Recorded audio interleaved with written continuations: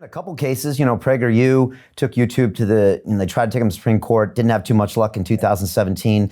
We're pursuing legal options on both fronts in the UK and the US here. I know Candace has taken action against Facebook, and so we have, but I mean, there's limited things you can do there. And, we were fortunate to raise a bunch of money for this digital freedom platform, and the public reacted. We raised it about over $1 million in about 11 days. So people want it, but still it's a long haul to fight these companies, especially something like Google. Yeah, it is.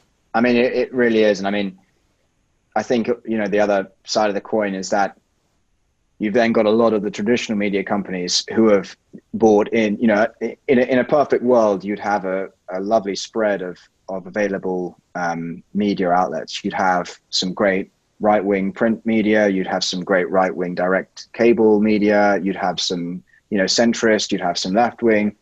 And what's happened, of course, is that in the last, 15 years, but particularly obviously in the last 4, since this quite divisive kind of politics has entered our mainstream conversation, you've had most of the media companies buckle to the weight of progressive mob culture.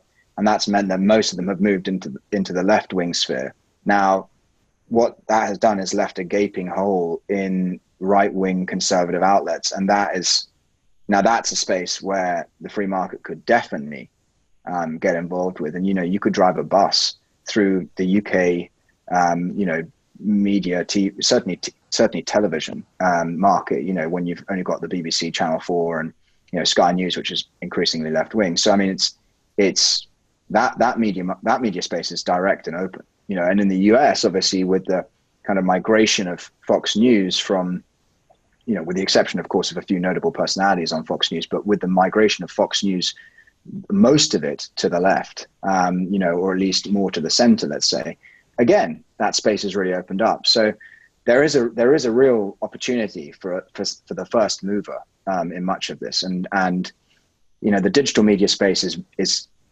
already showing that first mover. I mentioned Parlay, of course, there's other platforms as well, but there is a sense that people can act quickly and act now, whereas the traditional media outlets are much slower because, of course, it takes more infrastructure to launch something there. So you guys have done something which is quite unusual. You've launched a direct TV effectively. I mean, obviously through an online platform, but you've effectively launched a TV channel online, and that's very unusual. And that's given you that's given you, as you say, $1 million in 11 days. People are signing up, people are interested.